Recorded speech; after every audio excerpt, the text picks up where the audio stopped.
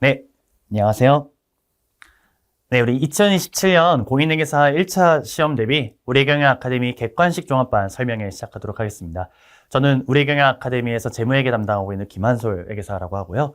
여러분들이 연초에 1월 달쯤에 이제 기본반을 시작하시면서 이 공부를 시작한 게 엊그제 같은데 벌써 여름이 끝나가고 있죠.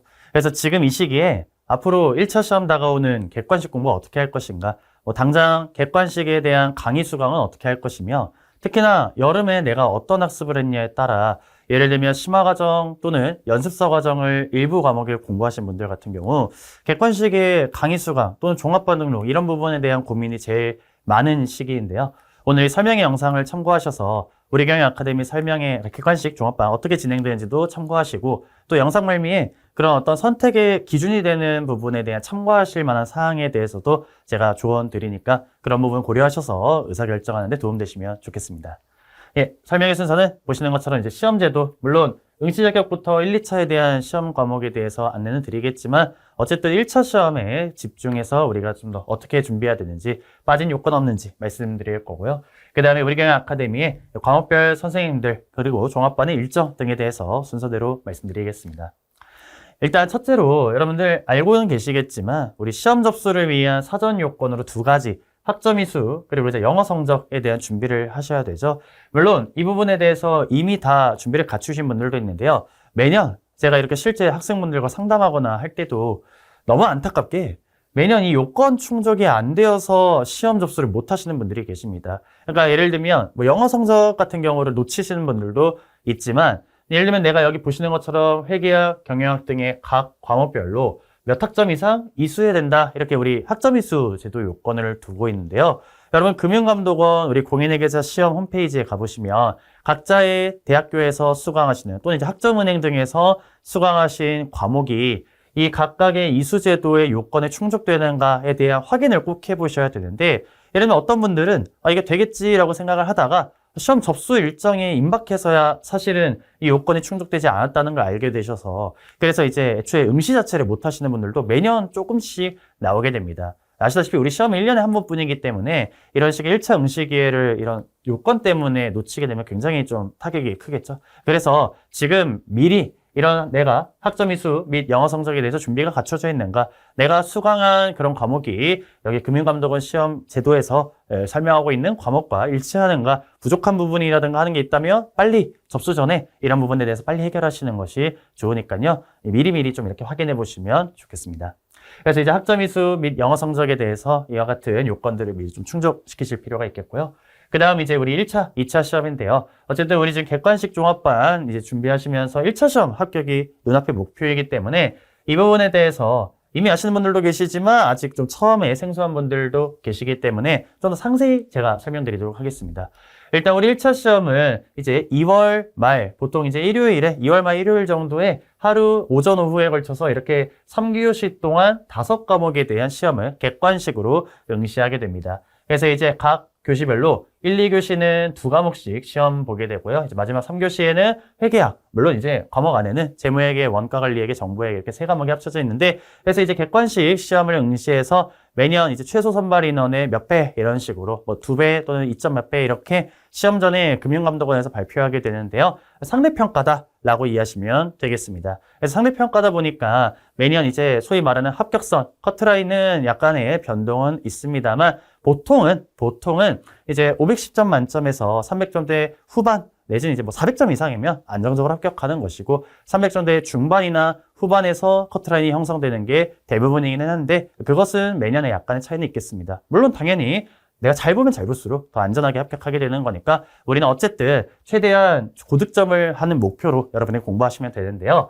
자, 제가 아까 이 1차 시험은 매년 2월 말 일요일에 진행된다라고 말씀드렸는데, 지난 시험만 보시는 것처럼 26년 1차 시험만 딱 한 번 3월 달 초에 3월 1일 날 시험 진행을 했습니다. 근데 그 당시에는 어떤 2월 달에 설 연휴 등의 일정상의 이유 때문에 이와 같이 진행이 된 부분들이 있어서요. 아마도 다시 이제 올해 27년 1차 시험이죠. 27년 1차 시험부터는 원래 평년처럼 2월 말에 아마 시험 보지 않을까라고, 물론 구체적 일정은 이제 나중에 발표되겠습니다만 2월 말이다라고 여러분이 이해하시면 되겠습니다. 그래서 아마 2027년 기준으로는 조금 이르게 응시하면은 2월 21일, 조금 더 늦게 응시하게 되면 2월 28일 정도라고 대략의 여러분이 일정의 듀를 감을 잡으시고 그때까지 내가 어느 정도 준비를 해야겠다 계획하실 때 참고하시면 될 것 같습니다.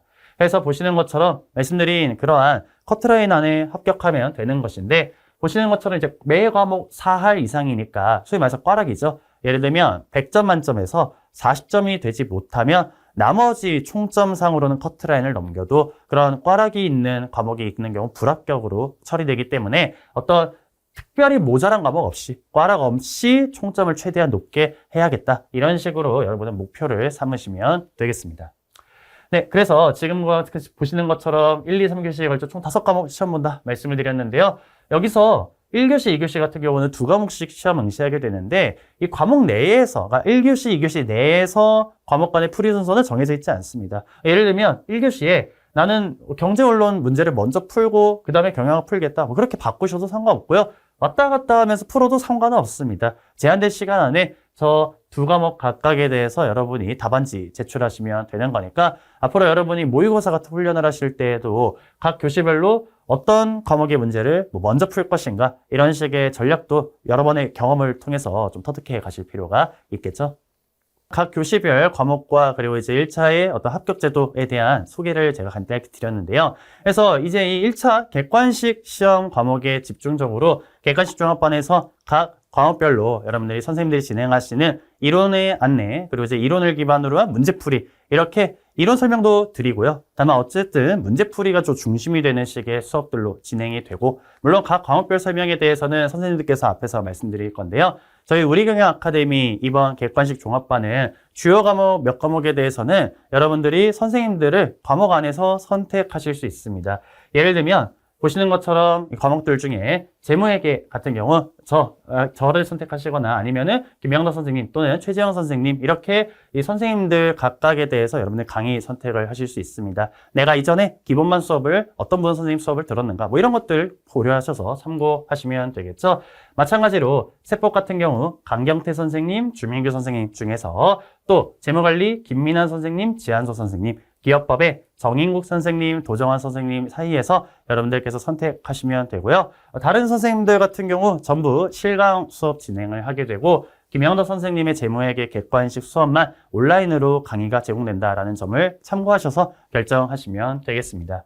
또 지금 여기서 보시는 이제 선생님들별로 수업 교재와 시수 등이 안내가 되어 있는데요. 이 중에서 특정 과목에 대해서 선생님들께서 여기 재무회계 최재형 선생님, 또 재무관리의 지한송 선생님, 기업법의 도정환 선생님께서 이 설명회 영상 말미에 제가 이제 설명회 영상 마치고 나서 각 과목별로 어떻게 1차 객관식을 조금 더 잘 대비할 수 있는가에 대한 어떤 과목의 공부 전략에 대해서, 특성에 대해서 조금 더 안내 영상도 준비되어 있으니까요. 그 부분도 여러분들께서 과목별 소개 참고하시면 좋겠습니다.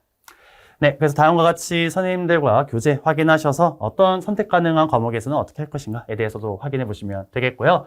저희 종합반의 일정을 보시는 것처럼 이제 9월 7일부터 12월 말까지 걸쳐서 진행이 됩니다. 그래서 일정이나 접수 기간 이런 부분들도 같이 참고해 보시면 되겠는데요.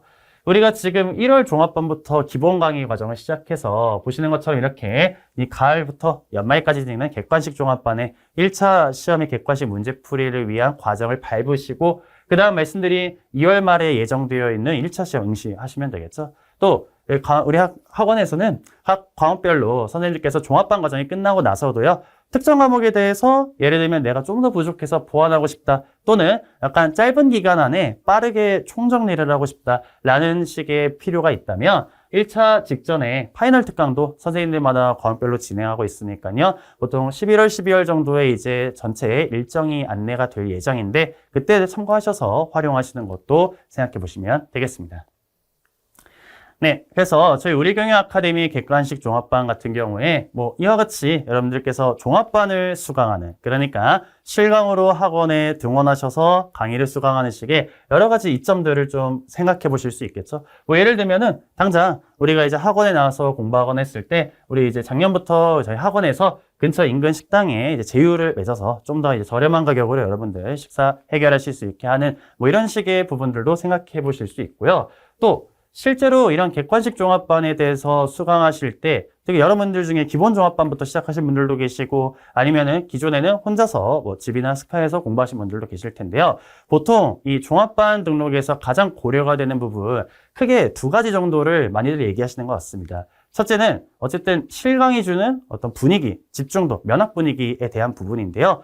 사람마다 실강이 좋으냐 아니면 이제 인강으로 온라인 강의로 공부하는 것이 좋으냐는 정답이 없습니다. 각자에게 맞는 선택을 하시는 게 중요한 것이죠. 근데 여러분들이 그래도 지금 이 객관식 종합반을 앞두고 있는 이 시점이면 이미 그러한 판단은 경험을 통해서 좀 확인하셨을 거라 생각합니다. 즉 기본 강의 때부터 여러분이 공부를 해오셨을 때 나는 실강으로 학원에서 다른 수험생들이 있는 환경에서 공부할 때 공부 효율, 집중이 좋더라 라는 분들도 계실 거고요. 아니면 나는 뭔가 온라인으로 공부를 하는 것도 충분히 집중이 잘 된다. 그래서 뭔가 등원하거나 하는 식의 거리적 부담이 좀 있으신 분들이어서 그런 경우를 선택하시는 분들도 있겠고, 그래서 나이가 어느 쪽인지에 대한 성향을 좀 파악을 하셨을 거라 생각하는데 그 점을 고려하셔서 실강에서의 확실한 이점이 있다라고 느끼신다면 종합반 등록에서 좀 더 이점을 가져가실 수 있겠죠. 또 두 번째로 이제 많이들 말씀 주시는 이 종합반에서의 경험이 좋았다라는 부분, 장점은 진도별 모의고사입니다. 어쨌든 우리는 각 단원별로 시험에 대비를 하니까 시간 내에 빠르게 문제를 푸는 실전 훈련에 대한 부분도 간과할 수 없는데, 특히나 이제 초시생분들 같이 이렇게 절대적인 시간 자체가 좀 부족하신 분들은요, 강의를 듣고 소위 말하는 이제 회독, 반복 학습을 하고 그리고 모의고사도 따로 공부하고 하는 식으로 시간을 쓰기가 상당히 빠듯한 것이 사실입니다. 근데 그러다 보니까 내가 혼자서 일정을 관리하다 보면은 그런 모의고사 경험을 좀 뒤로 미루는 경향이 어쩔 수 없이 생기게 되는데, 학원 종합반에 등록했을 때 많이들 이점으로 말씀해 주시는, 장점으로 언급해 주시는 게 어쨌든 실강의 가장 큰 장점은 강제성인 것이죠. 여러분들이 학원 스케줄을 따라가면서 과목별로 진도별 모의고사를 응시하면 혼자였다면은 아직 준비가 안 됐으니까 좀 나중에 모의고사 연습을 하자라고 미뤘을 텐데, 학원 일정상 일단 모의고사를 응시를 하면 그 당시에는 내가 준비가 아직 덜 되었다고 느껴도요,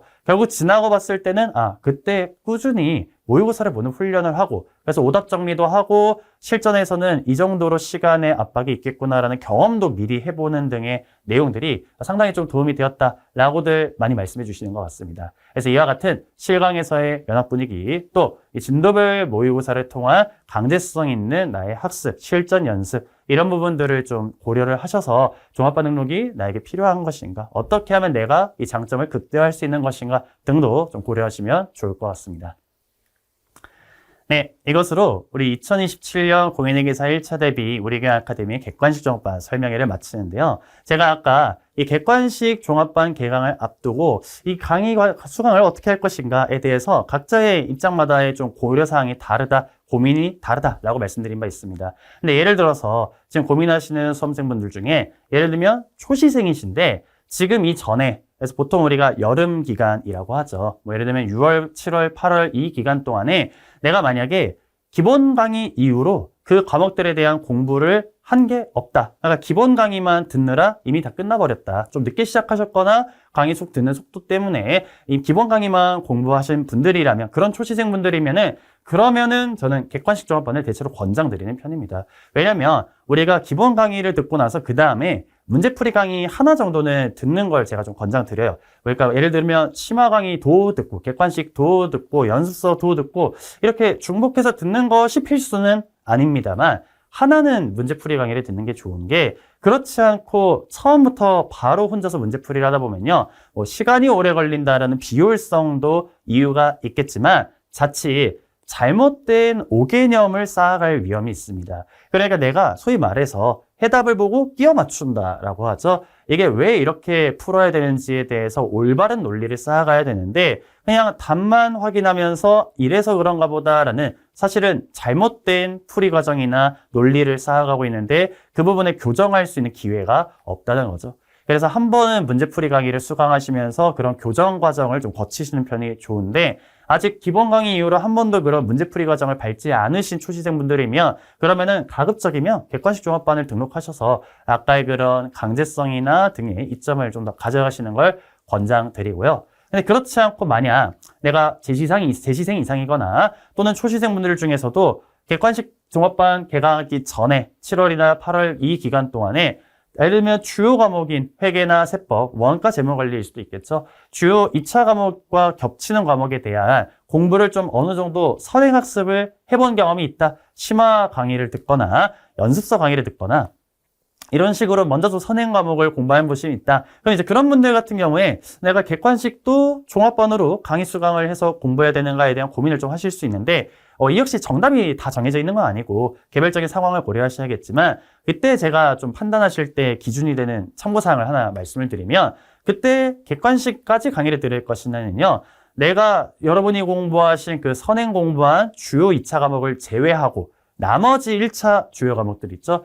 예를 들어서 재무회계와 세무회계에 대한 연습서 또는 심화 강의를 여름 동안 공부하신 분들이면 이걸 제외한 나머지 경제학, 기업법, 아니면 재무관리가 될 수도 있겠죠. 이렇게 1차에서 어느 정도 배점을 많이 차지하는 과목들에 대해 나의 기본 강의 성취도가 어땠는가 이걸 기준으로 선택하시면 대체로는 맞습니다. 예를 들면 어떤 방법을 생각하실 수 있냐면 여러분이 이제 이 여름 동안의 심화나 연습사 과정을 마치고 객관식에 접수를 하기 전에 그 과목에 대한 기본 강의 때 공부했던 교재를 다시 한번 좀 확인해 보는 겁니다. 예를 들면 경제학이다 라고 예를 들면 내가 기본 강의 때 공부했던 경제학의 교재 또는 문제집의 내용을 좀 훑어보면서 거기서 풀었던 문제들이 있겠죠. 예제일 수도 있고 객관식 문제, 기출 문제일 수도 있는데요. 그런 문제들을 쭉 봤을 때 내가 그 당시에 상당히 소화를 잘 해서 지금 해설을 읽었을 때 혼자서 충분히 학습이 가능하겠다. 약간의 까먹은 망각한 부분이 있겠지만 금방 내용이 복귀될 것 같다. 그때 필기 적어놓은 거 봤을 때 바로바로 기억이 되살아난다. 그런 과목은 대체로 강의 수강의 의존도가 낮겠죠. 근데 반대로 이런 부분을 확인했는데 기억이 거의 나지 않는다. 또는 기억이 나기 위해서는 굉장히 많이 이 시간을 할애해서 해설이나 필기를 해독해야 된다. 이런 과목이 많다면 차라리 빨리 강의를 듣고 그 내용을 복귀하는 게 효율적일 수도 있습니다. 그래서 내가 선행 공부한 과목을 제외한 나머지 과목들 중에 이런 필요성이 있는 과목이 몇 과목이나 되느냐. 예를 들면은 한 과목 또는 두 과목밖에 되지 않는다면 그러면은 그 부분을 종합반이 아닌 온라인 강의로 수강하셔도 되겠습니다만 그런 과목이 좀 전반적이다라고 한다면, 좀 주요 과목들이라고 한다면, 그러면은 아까 말씀드린 그런 실강에서의 어떤 장점들을 더 활용하시는 편이 좋을 수도 있기 때문에, 그러면 종합반 등록을 좀 더 고려해 보셔도 되겠습니다. 그래서 지금 이 객관식 시즌에 1차 직전에 이 과정을 얼마나 잘 마무리하냐가 어떻게 보면 여러분들이 1월 달부터 또는 그 전부터 준비해 오셨던 그 시간들의 어떻게 보면 결실을 맺는 아주 중요한 시기라고 볼 수 있겠는데요. 그 시기를 앞두고 어떻게 내가 이 시간을 잘 마무리할 것인지 제가 오늘 설명해서 말씀드린 내용들 참고하셔서 결정하시면 좋겠고요. 이 외에도 좀 추가로 나는 이렇게 공부를 해왔는데 객관식 과정을 종합반을 등록해야 되는지 또는 강의를 수강한다면 어떻게 해야 되는지에 대해서 추가적인 궁금사항이 있으시면은 우리 경영 아카데미 홈페이지에 제 상담실에 질문 게시글 남겨주시면은 제가 또 개별적으로 답변 드리도록 할 거니까요. 그런 부분이 있다면 문의해 주시면 되겠습니다. 네. 이것으로 우리 27년도 공인회계사 1차 시험 대비 우리 경영 아카데미 객관식 종합반 설명회를 마치고요. 앞서 말씀드린 것처럼 뒤에는 이제 과목별로 선생님들의 과목 소개 영상이 있으니까 준비되어 있으니까 마찬가지로 참고하시면 될 것 같습니다. 네, 그럼 저는 객관식 종합반 개강일에 다시 인사드리도록 하겠습니다. 감사합니다. 안녕하세요. 네, 재무회계 과목을 강의하고 있는 최재혁 회계사입니다. 객관식 종합반에 앞서서 저는 이 재무회계 과목을 어떻게 수업을 진행할지 그리고 어떤 교재를 쓸지 이런 것들 간단하게 설명의 시간을 갖도록 하시겠습니다. 그래서 일단 교재는 이론 솔루션이라는 책과 기출 솔루션이라는 책 두 가지 교재를 사용하고요. 그다음 이론 솔루션 책은 이론 요약서이고 기출 솔루션 책은 문제집인데 제 기출 솔루션 책 문제집 종류가 좀 많습니다. 그래서 기출 솔루션 책 객관식 재무회계 기본편도 있고 기출 솔루션 객관식 재무회계 심화편도 있고 기출 솔루션 이 중급회계 연습 공인회계사 중급회계 연습에서 2차 책이 또 2권 있고 또 세무사 재무회계 연습 이렇게 해서 여러 가지 책들이 있습니다. 근데 제 객관식 기본종합반에서는 이 기출 솔루션 객관식 재무회계 기본 400채라는 책을 사용합니다. 그래서 이거 좀 책 종류가 많으니까 객관식 기본편을 사시면 된다라는 거 미리 좀 말씀드리고요. 그 다음에 이 책들은 이제 2027년도 시험 대비로 그 현금흐름표, 그다음 재무제표 표시 내용들 개정사항이 반영된 책들입니다. 그래서 2027년도 시험 대비 개정사항이 다 반영되었다. 걱정하실 필요 없고요. 그 다음 한 가지 또 말씀드릴게. 요 기출 솔루션 책 객관식 재무회계 요 책이 원래 아시는 분들은 아시겠지만 500문제였습니다. 근데 걔가 400문제로 줄었어요. 400주로 줄었습니다. 왜 줄었냐면 뭐 범위를 줄인 게 아니라 오히려 범위를 늘렸는데 대신 말문제를 뺐습니다. 그래서 요 재무회계 과목의 말문제 이게 좀 약간 계륵 같은 주제죠. 계륵 같은 내용입니다. 그래서 뒤에서 말씀드리지만 이 말문제는 지금 당장 공부한다고 해서 성적이 바로바로 확보가 되는 내용이 아니기 때문에 좀 뒤쪽으로 공부 후 순위를 미루기 위해서 일단 계산 문제 위주로 이 책을 편집했습니다. 그래서 원래 500제, 원래 기존은 500제 160문제가 말문제였거든요. 걔를 다 뺐어요. 그러면 340문제가 남는데 거기 60문제를 추가해서 400제를 만들었습니다. 그래서 오히려 계산 문제 기준으로 60문제가 추가된 그런 책이다. 그래서 계산 문제의 범위를 더 촘촘하게, 더 범위를 늘리고 촘촘하게 구성했습니다. 그래서 계산 문제 위주로 공부하시면 되겠고, 그럼 말 문제 언제 하시면 되느냐? 말 문제는 이제 시험 직전에, 그때 12월 달쯤에 해서 이론 솔루션 책과 그다음에 말 문제로 말 문제 대비 이야기는 추가적인 책이 나오거든요. 그 내용으로 이제 대비하시면 되겠습니다. 그래서 왜 이렇게 구성했는지 그건 뒤에서 말씀드리겠고, 일단 이 책들에 대해서 소개를 해보면은 이론 솔루션 책은 이렇게 구성이 되어 있습니다. 일단 먼저 이 문제의 각각 주제별로, 그래서 각각의 그 이론 주제별로 주교도를 표시를 했습니다. 1차 시험에 얼마만큼 자주 출제가 되는지, 2차 시험에 얼마만큼 자주 출제가 되는지 이런 중요도 표시했고요. 그 다음에 상황 설명 이렇게 쭉 돼 있고, 그 다음에 이 중도 상황 관련해서 가장 중요한 계산 산식들 몇 가지. 그래서 이 중도 상환, 사채 중도 상환이라 한다면은 맨날 물어보는 게 상환 손익이 얼마냐, 그다음 이자 비용 포함한 단기 손익이 얼마냐 이런 것도 물어보죠. 그래서 그 문제풀이에 필요한 산식들 정리해놓고, 그다음 관련된 회계 처리, 그 상황에서 회계 처리 잠깐 정리해놓고, 그 다음에 저랑 문제 풀기에서 어떤 방식으로 자료를 정리하고 문제를 풀어야 되느냐. 그래서 자료 정리 방식, 소위 말하는 왁구라고 불리는 문제풀이 틀하고, 그 왁구에 따라서 계산 산식 정리하고 회계 처리까지 보여드리는 이런 과정을 수록해 놓습니다. 그리고 참고해 보시면 이런 식으로 다른 방식으로 풀 수 있는 방식이 뭐가 있는지, 문제에서 물어보는 것들이 다르게 제시가 되면 어떻게 접근해야 되는지 이런 것들을 추가로 정리하는 것도 있다라는 거. 그래서 이런 솔루션 책은 이렇게 문제풀이를 위한 요약서라고 보시면 되겠고요. 물론 말 문제 대비 위한 이론적인 내용도 있지만 계산 문제 풀이를 위한 이런 이론적인 내용도 있다라는 거. 이렇게 구성되어 있고, 자, 이에 연계해서 객관식 기출 솔루션 책. 객관식 문제집은 어떻게 구성되냐면 당연히 문제 있고요. 그다음에 문제풀이에 포인트가 되는 내용들 일단 간략하게 언급이 되어 있고, 그리고 문제의 자료를 양식에 맞게 정리하는 문제풀이 틀 왁구가 있습니다. 근데 뭐 요 사채 왁구는 왁구로 하기도 조금 민망하긴 하죠. 그죠? 그래서 문제 자료를 이렇게 각각 상황에 맞게 잘 정리하시고, 그 자료를 통해서 문제에서 원하는 요구사항을 계산하기 위한 계산 산식들. 그래서 어떠한 것을 물어보면 어떻게 산식을 계산하는 게 더 효율적인지 산식도 주어져 있고, 뭐 별의 회계 처리 잠깐 주어져 있고, 그다음 이러한 내용들을 좀 다르게 풀기 위해서 어떻게 이제 접근하는 것이 더 좋은지 이런 별에도 추가적으로 있습니다. 근데 이 기출 솔루션 책의 가장 큰 특징은 뭐냐면, 제가 어떤 부분에 좀 중점을 뒀냐면, 이 객관식 문제라는 것이 굉장히 다양하죠. 그죠? 무슨 얘기냐? 이 사채 조기 상환이라는 주제도 단 한 가지 주제만 한 가지 양식으로 출제가 되는 것이 아니라 굉장히 다양하게 출제가 될 수 있습니다. 일단 기초에 상환되느냐, 기말에 상환되느냐, 또는 기중에 상환되느냐 이게 다르고요. 그죠? 그러니까 뭐 기초 기말이냐, 기중이냐 이게 다르고요. 그다음 전체 상환되느냐, 일부만 상환되느냐 이것도 다릅니다. 그죠? 그리고 그 상환했을 때 조기 상환 손익이 얼마냐 물어보는 것과 단기 손익이 얼마냐 이거 물어보는 거 이것도 다르죠.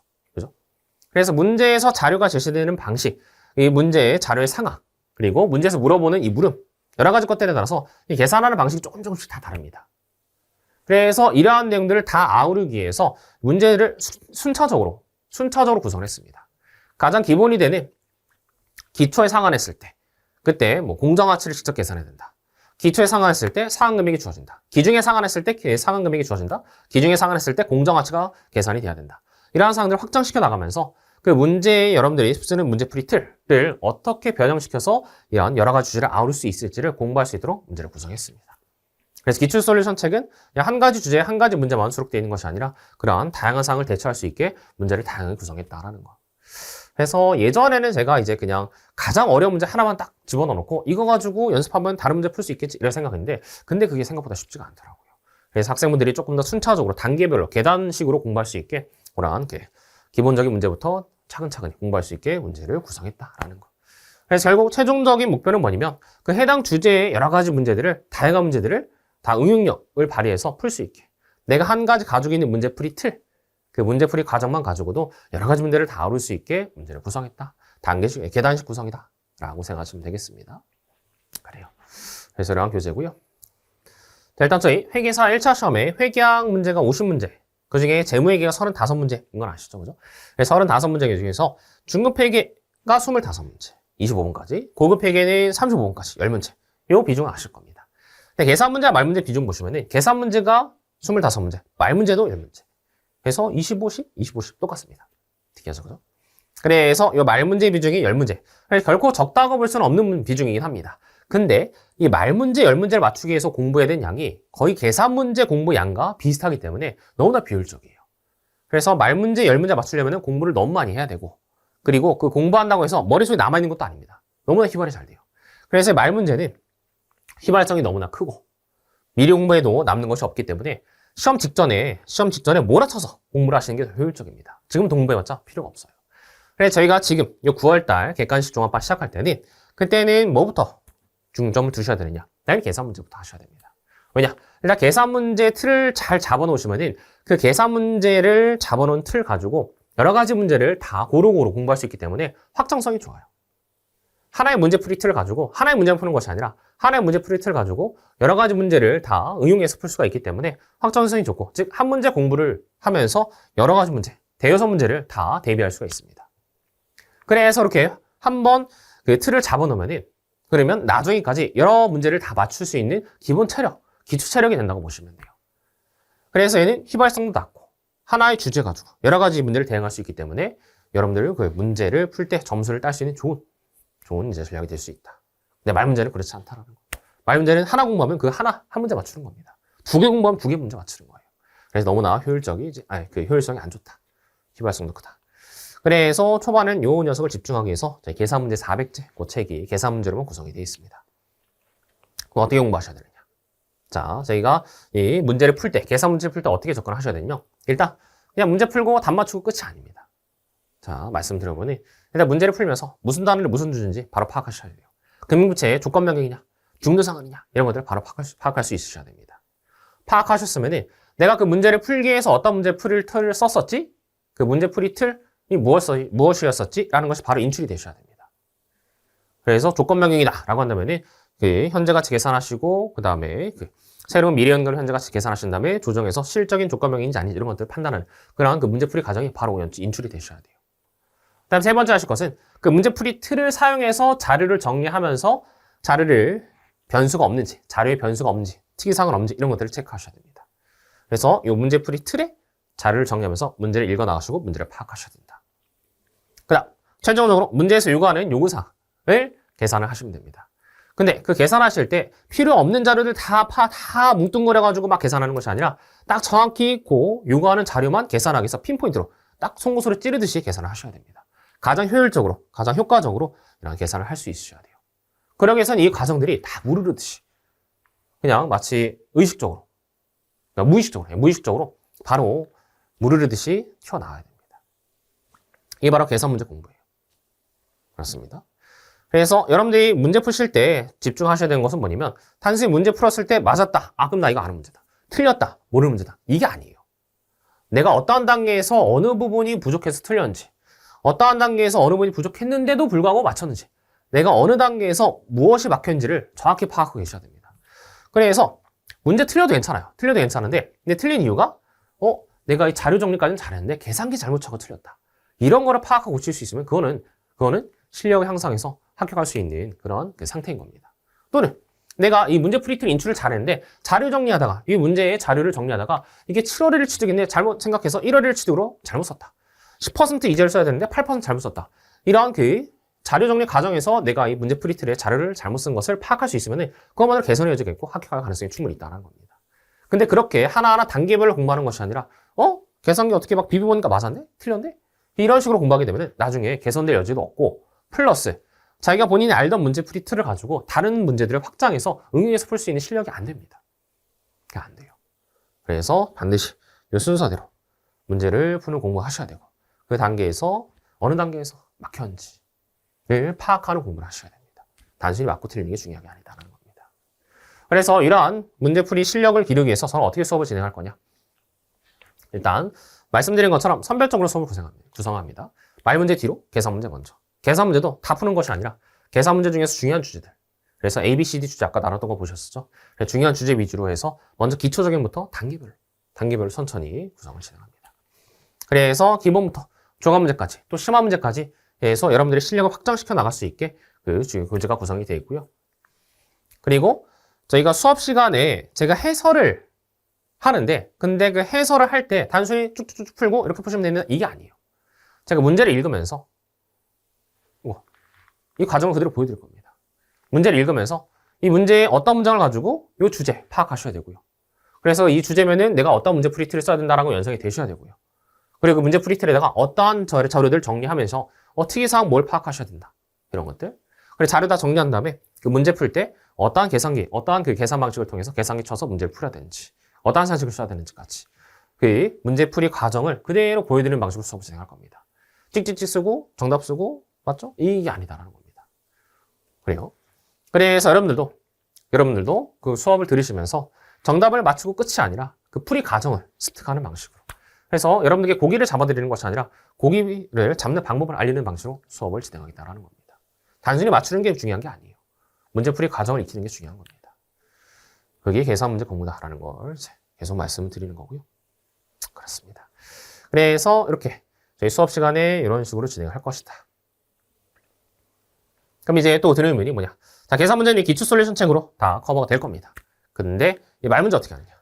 이 말 문제는 저희가 말 문제 대비를 위한 책이 또 하나 출간이 될 겁니다. 그래서 아직 작업 중에 있는데 그 말 문제 대비를 위한 책을 통해서 그냥 나중에 이제 12월 달쯤 되셔서 그냥 훑어보시면 돼요. 이론 솔루션 책으로만 그냥 공부하셔도 충분합니다. 그래서 이 말 문제 대비한 책은 나중에 또 추가적으로 수업도 진행하고 교재가 출간될 것이기 때문에 요거는 그때 돼서 걱정하시면 됩니다. 그래서 일단 저희 객관식 과정에서는 요 계산 문제 위주로 여러분들이 알던 그 문제풀이 틀 하나 가지고 여러 수많은 주제들을 커버할 수 있게 문제풀이 과정을 여러 번들 만들 수 있게 최선을 다해 수업하도록 하겠습니다. 자, 이렇게 설명에 마무리 짓도록 하겠고요. 듣느라 고생 많으셨고 강의 시간에 꼭 뵐 수 있었으면 좋겠습니다. 감사합니다. 자, 여러분 안녕하세요. 우리경영에서 기업법과 회계감사를 가르치고 있는 도정환 회계사입니다.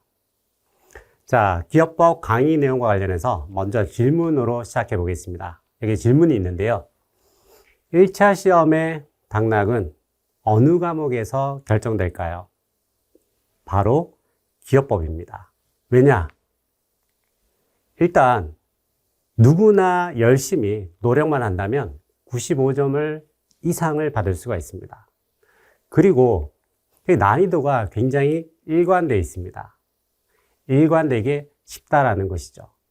그리고 기업법에서 줄인 시간이 세법의 점수를 올려줄 수가 있습니다. 자, 그러면 어떻게 이 기업법은 95점 이상을 받을 수 있을까? 일관되게. 문제를 한번 보겠습니다. 기출문제인데요. 26년 기출문제 6번입니다. 이 문제의 정답은 1번인데요.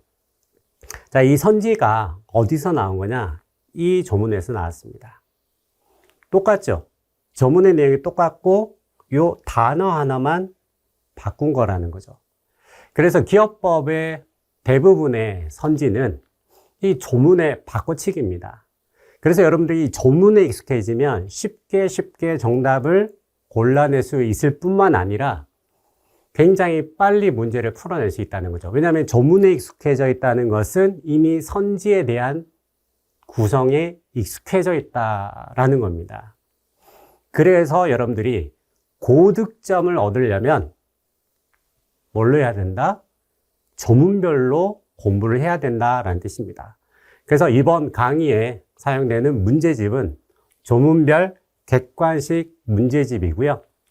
그래서 조문이 이제 교재의 순서가 되는 겁니다. 그리고 이 조문 아래에 이렇게 기출문제가 나와 있습니다. 그래서 기출문제를 통해서 이 조문이 무슨 내용이 중요한지를 알게 된다는 거죠. 그래서 이렇게 틀린 부분들 있죠? 이 틀린 부분들을 보면 이게 어떻게 나오는지, 이게 왜 중요한지 이런 것들을 여러분들이 패턴을 얻게 된다는 겁니다. 그리고 이번 교재에서는 굉장히 중요한 변화가 있었는데요. 그 중에 하나가 바로 이 세무사 문제도 추가를 했습니다. 세무사 문제를 모두 추가한 것은 아니고 이제 회계사 기출문제와 세무사 기출문제를 비교해서 중복되지 않은 것만 추가를 했다는 것이죠. 자, 그래서 훨씬 더 이제 많은 문제를 통해서 다양하게 나올 수 있는 상황에 대비할 수 있게 됩니다. 자, 그런데 이 조문별 강의와 공부가 장점만 있느냐? 그렇지 않습니다. 단점도 있습니다. 어떤 단점이 있을까요? 일단 첫 번째가요. 이 조문이 하나의 주제가 여러 조문에 걸쳐 있을 수 있다는 겁니다. 그리고 두 번째는 이 조문이 해석이 안 될 수가 있어요. 자, 그래서 이번 교재에는요, 180여 개의 4가지 유형의 표를 삽입을 했습니다. 첫 번째 유형이 조문 대비형입니다. 자, 그래서 관련되는 조문인데 서로 비교가 되는 조문들이 있다. 그러면 하나의 표로 이렇게 해서 정리를 해놨고요. 그리고 두 번째, 주제를 총 정리해서 하나의 표로 만들었습니다. 이 상법에는 굉장히 많은 소송이 나오게 되죠. 그 중에 중요한 것 중에 하나가 원고 자격입니다. 근데 원고 자격을 유형을 분류해 보면 6가지가 나오게 됩니다. 이걸 하나의 표를 통해서 한꺼번에 정리하게 만들어 드립니다. 그리고 세 번째가 이 상법에는 굉장히 많은 숫자가 나오게 돼요. 그래서 이 숫자를 또 정리를 해놨습니다. 그 중에 많이 나온 숫자 중에 하나가 6월이죠. 6월. 6월이 나오는 모든 내용을 다 정리를 했습니다. 그리고 아까 두 번째 단점이 뭐였죠? 두 번째 단점이 조문이 해석이 어려울 수가 있다는 겁니다. 그 중에 하나가 이 규정인데요. 369조의 사망입니다. 이 조문이 쉬운 것 같지만 실제로는 굉장히 어려워요. 그래서 이 조문을 정확하게 이해할 수 있도록 이렇게 사례를 넣어놨습니다. 자, 그리고 상법에는 숫자도 많이 나오고 굉장히 많은 내용들이 비슷한데 다르단 말이에요. 자, 그래서 결국은 이제 암기를 해야 되죠. 암기를 해야 되기 때문에 마지막에 부록 앞글자 암기표를 넣어놨습니다. 자, 그래서 결국 마지막에 이 암기표를 통해서 전체 관련 있는 규정들을 한꺼번에 정리할 수 있도록 했고요. 그리고 또 이 암기표를 조문과 연결시켰습니다. 그래서 조문 옆에 여기에 부록 앞글자에 번호가 나와 있습니다. 그래서 서로 왔다 갔다 하면서 암기를 용이하게 할 수가 있습니다. 자, 그래서 이러한 교재와 강의를 통해서 여러분들이 최소 95점 이상 받으실 수 있도록 도와드리겠습니다. 그럼 우리 경영 객관식 종합반에서 뵙겠습니다. 감사합니다. 자, 여러분 반갑습니다. 저는 우리 경영에서 재무관리를 가르치고 있는 지한송 회계사입니다. 자, 이번 객관식 종합반과 관련해서 재무관리 부분에 한해서 제가 설명을 좀 드리려고 하는데, 여러분들이 앞으로 이 재무관리를 어떻게 공부를 해야 되는지, 그리고 평소에 여러분들이 궁금해할 만한 것들, 그런 것들 위주로 해서 한번 얘기를 해보도록 하겠습니다. 먼저요,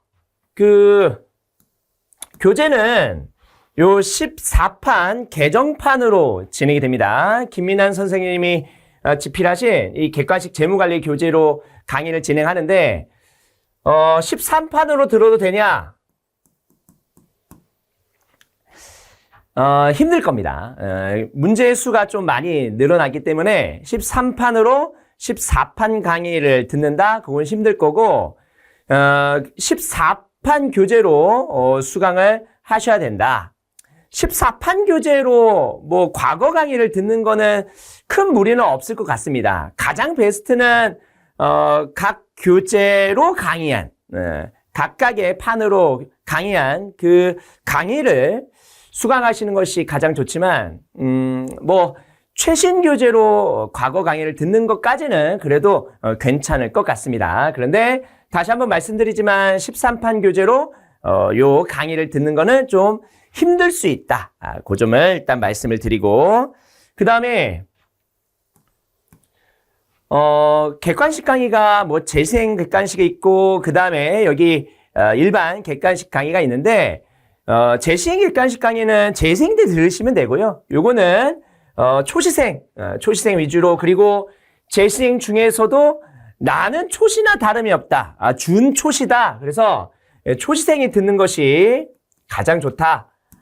준초시다. 그래도 뭐 가능합니다. 어쨌든 기본 개념이 많이 약한 그런 분들은 요 일반 객관식 강의를 들으시면 될 것 같고, 강의가 어떻게 진행되는지 그거를 좀 설명드리면,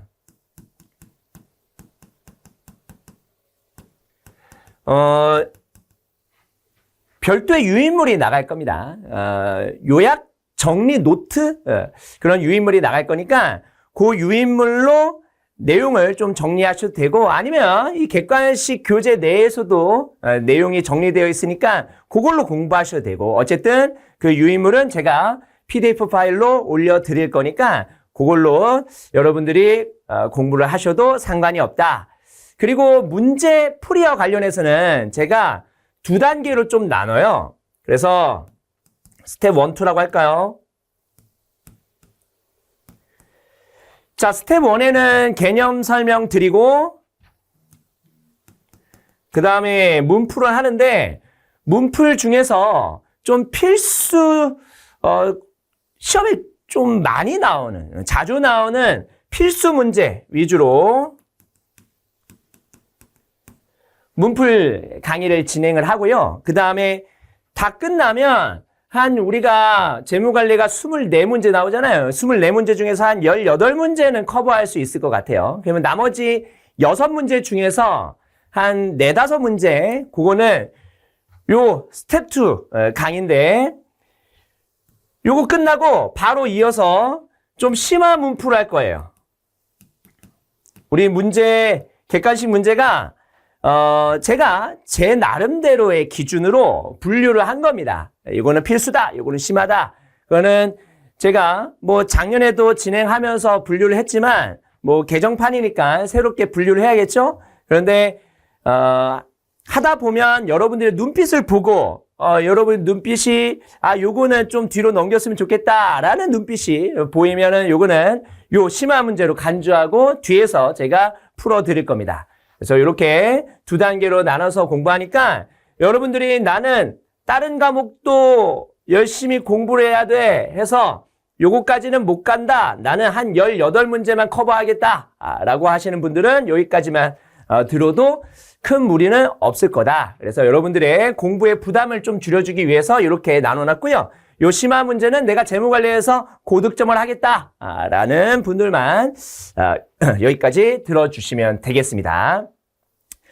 자, 뭐 요 정도 설명드리면 여러분들이 어느 정도 궁금해하는 것들까지 제가 좀 커버를 해드린 것 같고, 객관식 공부는 일단 반복, 숙달이 중요합니다. 그래서 보통 제가 합격생들을 만나보면, 뭐 1차 합격생인들 만나보면 한 5회독은 한 것 같아요. 객관식 문풀집을 한 5회독 정도 하고, 그 다음에 나중에 파이널, 모의고사 이런 것들을 하면서 정리를 하죠. 그러면 어느 정도 재무관리 수준에서는 합격권인 것 같습니다. 그래서 반복, 숙달 이런 것들이 굉장히 중요하고요. 보통 우리 24문제 중에서 한 12문제에서 15문제 정도는 과거 기출을 살짝 변형한 수준이에요. 그리고 기출을 응용한 문제가 한 6문제에서 8문제 나오고, 그 다음에 그 나머지는 굉장히 지엽적이고 2차 수준의 문제가 나옵니다.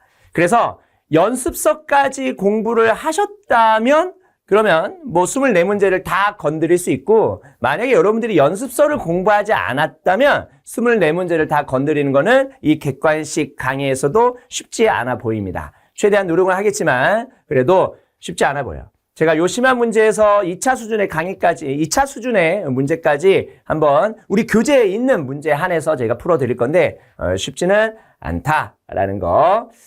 그리고 종합반을 오프라인으로 수강하신 분들은 모의고사를 보잖아요. 그 모의고사 문제들도 나름대로 퀄리티 있게 만들었으니까 그것도 참고하시면서 문제를 여러분들이 많이 풀면서 반복해서 숙달하는 과정을 하시면 뭐 재무관리에 한해서는 큰 문제가 없을 거라고 생각합니다. 제가 최선을 다해서 여러분들 재무관리 걱정 없도록 만들어 드리도록 하겠습니다. 재무관리 설명은 여기서 마치도록 하겠습니다. 저는 수업 시간에 뵙도록 하겠습니다. 감사합니다.